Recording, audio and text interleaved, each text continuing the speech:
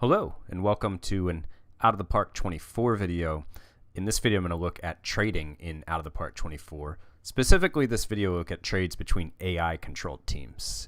In my experience so far with the game, the amount of trades, it seems really high. The top prospects or young players in the game that are traded, it seems really high to me as well, very frequent, often for an underwhelming return.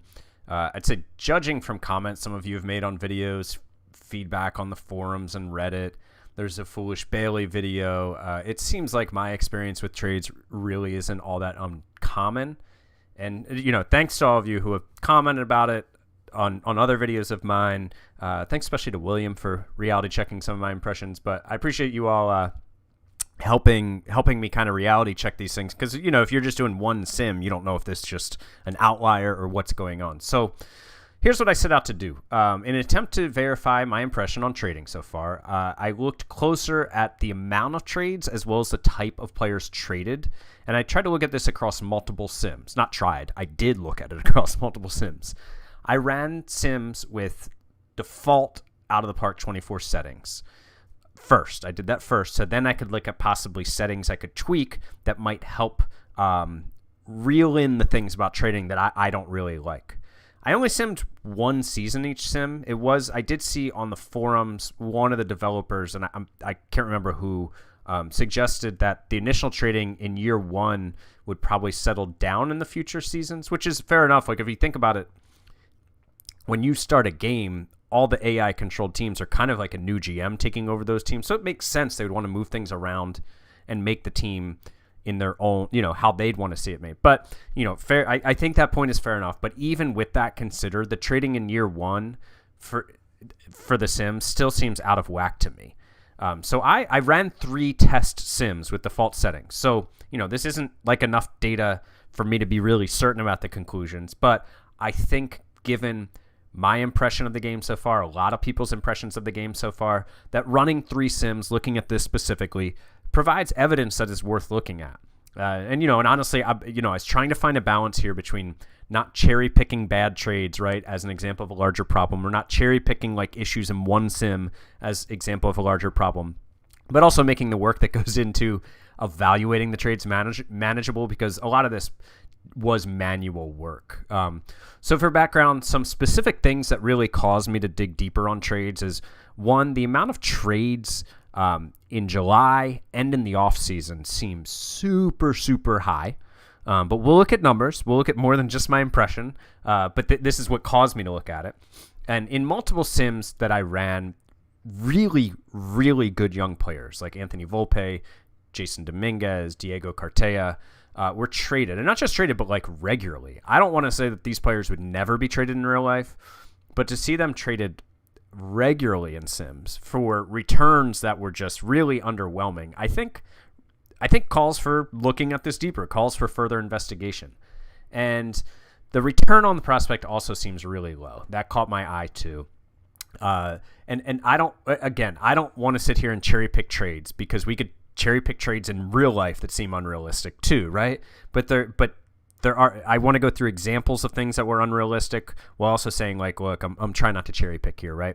So, for example, like as an O's fan, I tend to notice things with them more than other teams. So multiple sims, they move over half of their top 10 prospects in the first season of the game.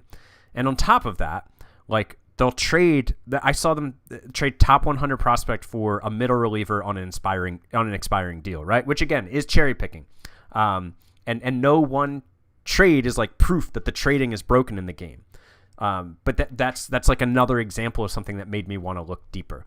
And, I think another thing about unrealistic trades and signings, like when we call something unrealistic, these things do happen in real life too, right? Like, for example, imagine if like several years ago, before any of this happened in real life, like if the Padres had Out of the Park, you ran a sim and they like signed Manny and Xander and they traded for Soto and Hader, everything that they've done, be like, that would never happen in real life, right? But it did. Things surprise us in real life all the time. And I think sometimes when it's a game and it surprises us, we're like, oh, it's unrealistic. Like, no, it's just surprising.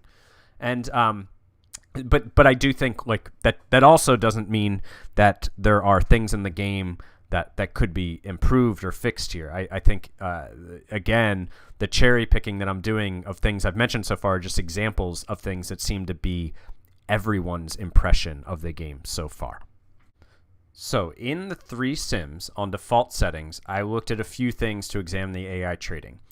And I should say, in terms of the patch, when I started doing the test sims, the latest patch was April 6th. So that's the patch that I stuck with. But I don't think the trading is like something that is going to be fixed with patches.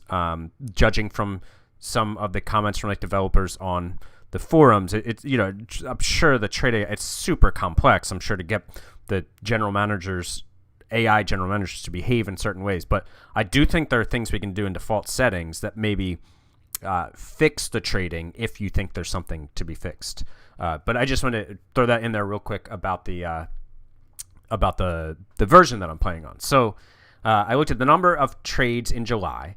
I looked at the number of trades on deadline day, and then I compared those results to how many trades happened in those periods during real life over the last decade or so. And I got that info thanks to an NBC Sports Washington article. So shout out to that article. I'll share more info on it in a second. I also looked at how many top 50 prospects were traded. It seemed like that was happening a lot. I then looked through off-season trades to see if names like I mentioned earlier, like Volpe, Dominguez, etc., were traded, and if so, how often they were traded and like what the return was. Now, for the off-season part, I looked at trades between the end of the postseason through the Rule 5 draft. As you can see here in this sim, I'm at the Rule 5 draft. I have a bunch of sims right now where I'm at the Rule 5 draft as I did this. But all right, so let's jump into like the nerdy numbers here. All right, super nerdy number time. I told you it was going to be super nerdy. We've got graphs, people. We've got graphs. So what you see here is the blue bar, which is labeled with this label up above, and so let me tell you what the blue bar is. That's the number of trades every July. Up through 2022 is real life. And here are my 3 default setting sims in Out of the Park 24. Okay? So then we go to the red line. That is how many trades were made on deadline day. The deadline day trades are included in this total as well. And so it's July and then just the deadline day, July including the deadline day, and then just the deadline day, in case I didn't say that clearly. Now, there were a few days where the deadline was like August 3rd or whatever, so I think like, was that around like the pandemic? Some of that was changed. I can't remember exactly. But anyway, so that is included in those. So on a couple of these, there are a few extra days because it wasn't just July. The trade deadline wasn't July 31st. And it isn't anymore. So I think you can see pretty clearly that trades have increased over time, right? There's some, kind of like the progression isn't like linear, just like straight up, but it's trending upwards in real life. And then for July, like the trades July just shoots up in these sims, right? Now, I think if we'd gone like without this 114, right? If this was like in the 80s and then we went 97, 95, maybe it's just like another progression here, right? Where we went like 39, 48, 43, 62, 52, 67, 49, 74, 75, right? So, I didn't dig deeply into like how much it increases the average, etc. Like there's a lot nerdier stuff you could do here with the numbers, but I think this supports the conclusion that there are way more trades than we're used to seeing here in July than in real life. Because really it's just the last 2 years it's gone up. And maybe that's going to be like a more common thing now, like with the revamped postseason, the bigger postseason, or maybe, I don't know. Like there could be a lot of reasons for that. Maybe it was more teams were in it during a shortened season because of the pandemic, or I don't think either of those seasons were shortened. But what I'm saying is that I don't want to assign a ton of meaning where there might not be any, but also there might be reasons why these are outliers, right? And in the 60s is more common. But I think 114, 97, and 95 is more than I want to see in my sims. So this kind of supports the conclusion that there's more trading than I would like in my sims. Maybe you love it, and maybe you believe that trading is increasing in Major League Baseball, and this is a reasonable increase, right? I don't feel that way, but hey, maybe you do, and that's cool. I support you. Now, there are fewer trades on deadline day, I think, because everybody's just out here trading in July. I mean, the amount of trades like on the 26th, 27th, 28th, everybody's just getting their trades in early, getting an extra turn in the rotation for the starter they're getting an extra 4 or 5 games from that outfielder that they traded for. So smart play. I support earlier July trades. Maximize the amount of time you get those guys on your roster. But yeah, I think we need fewer trades than this. I know I sure do. So let's talk about settings, and let's talk about what happened after I tweaked those settings and if it helped. Okay, so there were 2 settings that I thought would be interesting to mess with, to tweak, to alter, whatever word you prefer, to see if the frequency of the trading and the types of trades, which I'll get into that prospect stuff in a minute, and the top 50 stuff and the big names traded. We'll talk about that more in a minute. To see if those things, there were a few settings that I went off train there a little bit, went off the track a little bit there. There are a few settings that I traded. Changed. One of them is this player evaluation AI settings, the ratings weight. They changed this up big time in Out of the Park 24. Normally ratings weight used to be 65% of this. So I think this is a major change, and possibly the reason for some of the weird trades we see. Not the frequency one, but some of the ones it's like, wait, those dudes got traded for who? You're right, and you gave up, because I think sometimes there might be a little bit too much emphasis put on the current year stats. So what I did was I changed this, right? And this is what I normally play with. People have very different opinions out there on what the right balance is here. So I'm not saying that this is the right one. I'm saying that I think the new default might be part of the reason for really seemingly bad or off AI evaluations. They're much different than we're used to, right? I think it's a reason for it. So if you agree with that, I would recommend going back to your default. Or maybe this, if you want to do 45, 30, 25. I went with this, I messed with it. I don't know, maybe Out of the Park 22, tried different things, and this is what I landed on. Doesn't make a big difference. I don't know, but it's just what I'm comfortable with. It's what I landed on. It's what I play with. So I changed that when I ran another 3 test sims, which we're going to get into the results of, and I also changed the trading frequency. I put AI trading frequency at low during the season, and during the off season, I changed it to very low, because man, in those 3 sims that I showed you the data on with the 114 trades during July and all that graph I just had up, the trades in the off season it was even more. Like in all 3 of the off seasons that I ran the test sims with the default settings, between the end of the World Series and the Rule 5 draft, which was like a month and a half, I guess, there were like over 100 trades. Now, I don't have real life data on how many trades happen in that time period normally, but it seems like way more to me than I'm used to. Certainly way more than I'm used to in Out of the Park. Certainly way more than I like to play with in Out of the Park. So those are the settings changes that I made. So let's take a look at what that changed and what impact that had on the amount of trades made. So here are the number of trades. This is the same graph up to here, right? Up through 2022. But here are the 3 sims I ran with the new default, with the new settings I just showed you, instead of running on the default. So 66, 68, 53. 53 feels a little low. 66 and 68, with the way trades are progressing over the last 5, 7, 8 years, seems weird that we would have a drop off like that. But it's gone up, but had drops too, right? Like the 62, 52, 67, 49, and 74, 75. So it's trended upwards with drops year to year, right? Like some variation.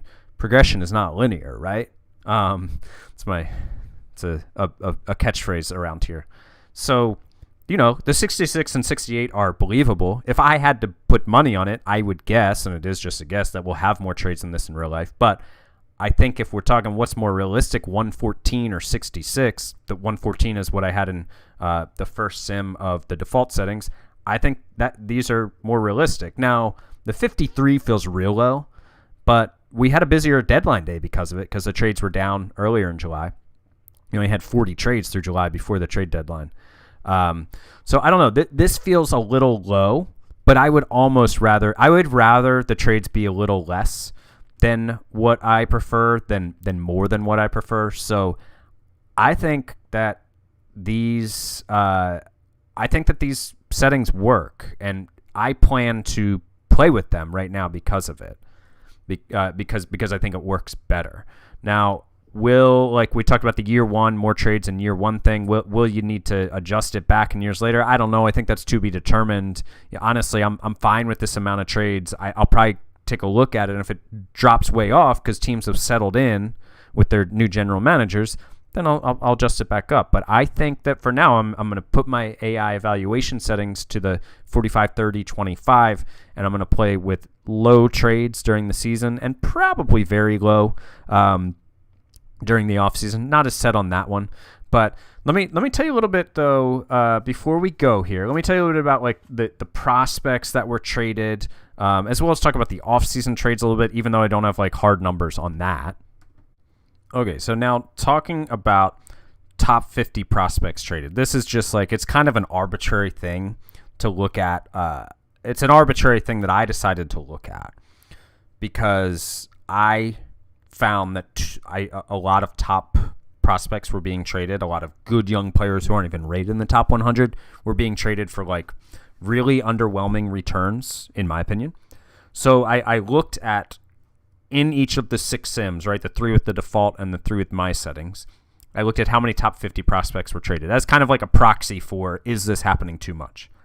In the 3 sims with my new settings, no top 50 prospects were traded. That might not be realistic. It happens. I think it happens way, way less than it used to because teams, I think, have become smarter about how valuable prospects are. Players, good, young, top prospects with years of club control in front of them, well below their market value. It takes a lot to get those players now.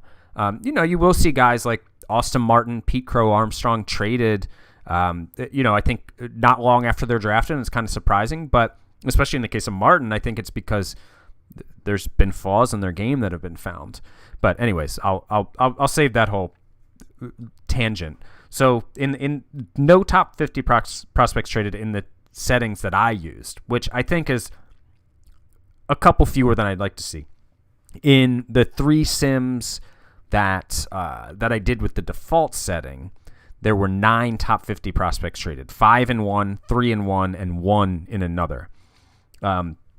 Diego Cartaya is a guy that I mentioned seemed to get traded a lot. Volpe Dominguez did not get traded in any of these sims. And I'd seen them get traded multiple times, but it didn't happen in any of these 6, even with the default setting. So again, Rick, that's why you don't want to overreact from one thing that happens in one sim because it might just be that sim. And it might just be like your sim's version of the real life Padres of like, wait, what just happened? This is reality? So that's why I don't want to like just jump on one sim and harp on what happened in it, because weird things happen. And so Cartaya was traded in 2 of the 3 default setting sims. Now, I don't know the Dodgers inside and out, so I might be totally off base, but I don't know. They've got Will Smith. Like I am actually not sure. Now I'm thinking about what his contract situation is, etc. But I think in one of the sims that I ran, they had signed him to a long-term extension. So it makes sense then that you have a catching prospect who you're going to use as a trade chip. That makes some sense to me. There are a lot of guys who are traded in like every sim. Jordan Westberg from the Orioles. The Pirates the Phillies unloaded Wheeler and Nola in like every sim because they were bad, so they were selling parts. So, but anyways, I would say I like the default the new settings though. Even with the 0 prospects traded, I'll stop kind of like editorializing here and I'll end the video. Hopefully you guys got the info that you wanted. If you wanted this info, hopefully it helps. But those are the settings that I recommend for now. If you feel like there's too much trading of young players for bad returns, try out the settings that I have. Or if you have settings that you've been trying and you found it works for this, by all means, put it in the comments. This is just kind of one little thing that I did to try to fix it, and I think it helped. But there's always better ways we can do things. So thanks for watching, and I will talk to you guys in the next video.